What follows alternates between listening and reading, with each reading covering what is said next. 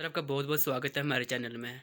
अगर हम तहसील लाटी की बात करें जनाब, तो यहाँ की डेवलपमेंट के मतलब किस तरीके से डेवलपमेंट की जा रही है, क्या यहाँ पे डेवलपमेंट हो रही है? आप क्या कहना चाहते हो डेवलपमेंट के बारे में? थैंक यू इंद्रजीत जी। मैं सबसे पहले आपका जो स्टेट समाचार है उनका तहे दिल से शुक्रिया अदा करता हूँ और आपका भी करता हूँ कि आपने कोशिश की और एक वक्त निकाला लाठी की डेवलपमेंट के बारे में कुछ जानने की कोशिश की। तो मेरा नाम अख्तर हुसैन है, मैं एक्स सरपंच हूँ लाठी का। डेवलपमेंट की अगर मैं बात करूँ तो बहुत से मुद्दे ऐसे हैं जो यहाँ करने के काबिल हैं। तो ऑन दी होल अगर डेवलपमेंट की बात करें तो डेवलपमेंट तो कुछ भी नहीं है। तो सबसे पहले मैं आपको ये बताता हूँ कि मैं दो चार मुद्दों पर बात करूँगा। सबसे पहले मैं रोड को लेता हूँ। रोड कनेक्टिविटी एक ऐसी चीज़ है कि जिस इलाके के अंदर बेहतरीन कनेक्टिविटी होगी उस इलाके के अंदर बाकी डेवलपमेंट जो है वो इजीली हो जाती है।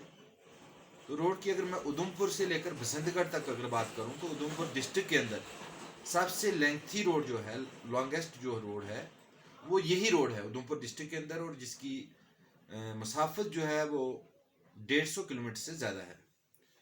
तो शायद दूसरा कोई हिली एरिया का ऐसा रोड, चाहे पंचैरी की तरफ हम बात करें या किसी और दूसरी साइड बात करें, तो इतना लेंथी रोड कोई नहीं है। लेकिन अगर उधमपुर से अगर हम चलते हैं तो चिनैनी तक एक पैच है और एक कंपनी गैमन नाम से काम कर रही है जो कि 7-8 साल से काम कर रही है, और 20 से 25 किलोमीटर का रोड था। तो हम रोज देख रहे हैं कि आए रोज वहां जाम लगा रहता है और लोग जो है परेशानी का सबब बन जाते हैं। और मुझे समझ नहीं आ रही है कि वो इतना लेंथी पीरियड हो गया और उनके लिए कितना टाइम गवर्नमेंट ने फिक्स किया था कि कितने टाइम के अंदर उस चीज को उन्होंने मुकम्मल करना था। इस वक्त तक हम देख रहे हैं कि वो इनकम्प्लीट है। उसके बाद मैं अगर आगे बात करूं, चिनैनी से सुधमा देव डॉक्टर मेहता कंपनी जो है वो काम कर रही है। काम तो प्रोग्रेस में है, लेकिन कहीं ना कहीं वहां भी हमें रोड इतना गंदा मिलता है कि अगर बस्ट एरिया की बात करें तो गाड़ी ड्राइव करना हर इंसान के लिए बहुत मुश्किल है। और लोडेड जो गाड़ियां चलती हैं, चाहे वो पैसेंजर बसें हैं या दूसरे कोई भी लोड कैरियर्स हैं, तो वो रिस्क लेकर वहाँ चल रहे हैं। तो मेरी ये भी एडमिनिस्ट्रेशन से एक रिक्वेस्ट रहेगी कि वहाँ जो पैचेस जो ख़राब हैं वहाँ कम से कम कैंकरा डाल दिए जाए, वहाँ फिलिंग कर दी जाए वो जो होल्स जो वहाँ बने हुए हैं, ताकि स्मूथली एक गाड़ी चले। उसके आगे सुधमा देव और मानतलाई जो कि एक बहुत ही इम्पॉर्टेंट पॉइंट्स हैं जहाँ बाहर के लोग भी, टूरिस्ट लोग भी आते हैं, और वहाँ भी काम लगा हुआ है, स्लोली काम चल रहा है। उसके बाद एक मानतलाई से आगे जो हमारा फोर्थ स्टेप है, वो सीआरएफ के अंदर एक हमारा प्रोजेक्ट जो था वो 125 करोड़ का सैंक्शन हुआ था मानतलाई से लेकर डुडू तक। लेकिन उसका 10 करोड़ रुपया आया और 2016 में उसके टेंडर लगे थे। तो एक जफर नाम के ठेकेदार जी ने वो टेंडर डाला था, लेकिन हमें समझ नहीं आ रही है कि वो पैसा कहाँ गया, वो काम क्यों नहीं हो रहा है। 6 साल में 5 किलोमीटर का पैच है और वो अब तक कंप्लीट नहीं हो रहा है। और वहां तो ऐसे पत्थर और रोड़े पड़े हुए हैं रोड के अंदर कि जब गाड़ी चलती है तो ऐसा लगता है कि टायर अभी फट जाएगा। तो उसके नेक्स्ट जो अगला स्टेप है पीएमजीएसवाई के तहत है, वो डॉक्टर ठेकेदार कॉन्ट्रैक्टर जो है पुरुषोत्तम जी के पास है। पीएमजीएसवाई के बप से लेकर वो सिरा तक है, उसका कुछ काम हुआ है, लेकिन बीच में रोड स्मूथ नहीं है। और हमारी ये रिक्वेस्ट है कि इस साल वहाँ कैंकरा और ब्लैक टॉप जो है वो होना चाहिए। उसके आगे बहुत लेंथी जो सिरा मोड़ से लेकर वाया लाटी, डुड्डू, जखेड़ और ऑनवर्ड बसंतगढ़ तक बिल्कुल पैच खाली पड़ा हुआ है। छोटे छोटे पैचेस में थोड़ा थोड़ा काम हुआ है, बाकी बिल्कुल खराब है। और मेरी ये रिक्वेस्ट है महकमा से भी और गवर्नर साहब से भी, जो इस वक्त हैंडल कर रहे हैं जम्मू कश्मीर स्टेट को, या एडमिनिस्ट्रेशन है, डिप्टी कमिश्नर उधमपुर है, या जो भी इस लेवल का ऑफिसर है, कि या ये जो 50 किलोमीटर 60 किलोमीटर एरिया हमारा बचता है, इसको एक नए प्रोजेक्ट में डाला जाए, चाहे पीएमजीएसवाई में डाला जाए या जहां से पैसा अवेल हो सकता है उसमें डाला जाए। और इसकी पैटर्न जो है, पीछे हमने देखा है कि वो 3 मीटर पे लुक रखी हुई है, जो कि नाकाफी है। हमारी ये रिक्वेस्ट रहेगी कि अगला जो प्रोजेक्ट जो भी बने, कम से कम 6 मीटर पर लुक पड़ जाए और एक टाइम में ये काम हो जाए, तो कई साल निकल जाएंगे। वरना तो प्रोजेक्ट ऐसे बनते हैं कि एक साल में एक प्रोजेक्ट बन रहा है, पैसा आ रहा है, 2-4 साल के बाद दूसरा प्रोजेक्ट आ जाता है तो वो पैसा मिसयूज हो जाता है। वन टाइम एक प्रोजेक्ट बने और उसी प्रोजेक्ट के तहत वन टाइम रोड बन जाए और बाद में थोड़ी बहुत रिपेयर होती रहती है तो वो रोड चलता रहेगा। वरना तो 50 साल से हम देख रहे हैं, एक प्रोजेक्ट आता है, एक बार थोड़ा सा काम होता है, फिर दूसरा प्रोजेक्ट आता है तो उसको उखाड़ फेंकते हैं।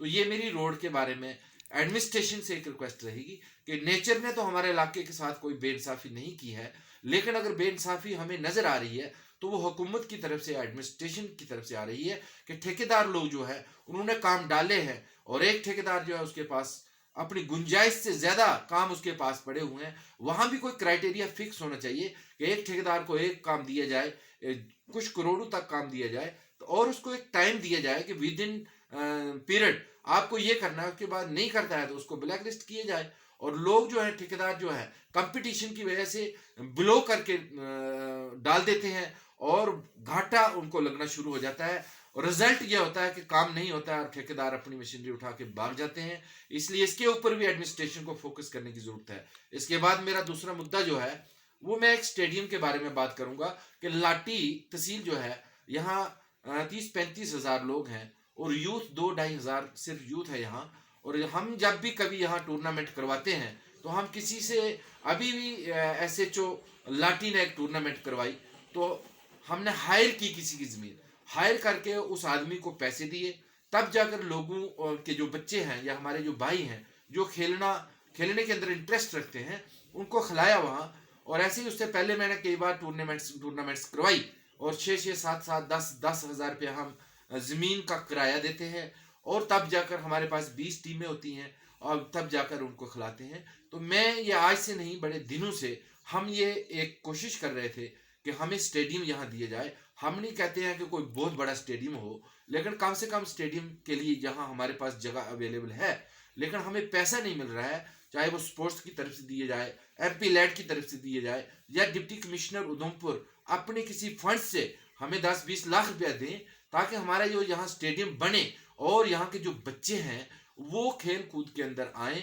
और दूसरी तरफ जहाँ बच्चे जो है जा रहे हैं, डाइवर्ट हो रहे हैं, कहीं एडिक्शन की तरफ जा रहे हैं, कोई और चोर बाजारी की तरफ, ऐसा हम चाहते हैं कि बच्चे एक तो स्टडी के अंदर रहें, दूसरा उसके साथ को करिकुलर जो एक्टिविटीज है उसके अंदर वो इन्वॉल्व रहे ताकि उनको टाइम ना मिले आगे पीछे जाने का। तो मेरी ये रिक्वेस्ट है कि स्टेडियम के लिए अगर मेरी ये वीडियो जो है कोई भी जो भी देखेगा, कोई ऑफिसर देखेगा या कोई भी मेंबर पार्लियामेंट देखे या गवर्नर साहब देखें, तो मैं ये कोशिश भी अपने फ्रेंड्स से ये रिक्वेस्ट भी करता हूँ कि इस वीडियो को इतना शेयर भी करें कि ताकि ये उन तक ये वीडियो जाए। इस चैनल के माध्यम से भी मैं रिक्वेस्ट करूंगा कि ये वीडियो डायरेक्ट जो है गवर्नर साहब के उसमें जानी चाहिए ताकि वो ये बात सुने कि हमारी ये जो देरीना और इतनी बड़ी डिमांड है, प्राइमरी डिमांड है इस इलाके की, कि बच्चे हर रोज हमें कोसते हैं कि हमारा स्टेडियम का क्या हुआ, लेकिन हम जवाब नहीं दे सकते हैं कि हमें तो ऐसा लग रहा है कि हमारा कोई भी काम यहाँ होने वाला नहीं है। तो मैं जितने भी लोग हैं जिनके पास ये फंडिंग होती है, जो कर सकते हैं, तो वो बराए मेहरबानी करके हमें पैसा दें, लाठी के लिए स्पेशली स्टेडियम के लिए पैसा दें और हमारे पास जगह अवेलेबल है, हम उसको बाय हुक एंड क्रूक करके स्टेडियम बनाएंगे और हमारे जो बच्चे यहाँ के जो हैं वो खेल यहाँ खेल सकें। और इसके बाद बाकी जो हमारी ओवरऑल पोजीशन जो है जैसे स्कूलों की है वो तो कोविड की वजह से अभी भी बंद ही चल रहे हैं। हॉस्पिटल की अगर बात करें तो डॉक्टर साहिबान यहाँ नहीं है और यहाँ अल्ट्रासाउंड की प्रॉब्लम है, यहाँ से उठकर उधमपुर में जाना पड़ता है और 3 दिन के बाद वहाँ 3 दिन की डेट दी जाती है। तो एक बच्चा अगर किसी औरत को होना है, उसने डिलीवर करना है, वो कहाँ 3 दिन के बाद उसका अगर अल्ट्रासाउंड होगा तो उसका क्या हाल होगा। तो प्राइवेट जाओ या हॉस्पिटल में जाओ तो बहुत ही मुश्किल का सामना करना पड़ता है।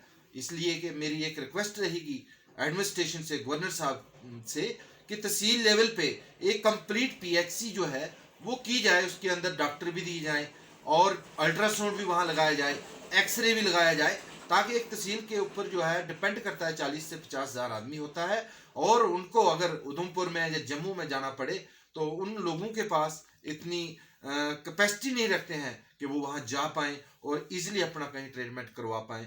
तो इसी के साथ मैं चैनल स्टेट समाचार का तहे दिल से शुक्रिया अदा करता हूँ और ये अपील करता हूँ अपने भाइयों को और अपने फ्रेंड्स को कि हमारी वीडियो को भी शेयर करें ताकि ये एडमिनिस्ट्रेशन तक जाए और वो कोई ना कोई संज्ञान इसका लें, कोई ना कोई स्टेप लें ताकि हमारे इलाके की जो प्रॉब्लम्स जो यहाँ चल रही हैं, लोग फेस कर रहे हैं, वो दूर हो जाए। इसी के साथ शुक्रिया। बहुत बहुत धन्यवाद सर।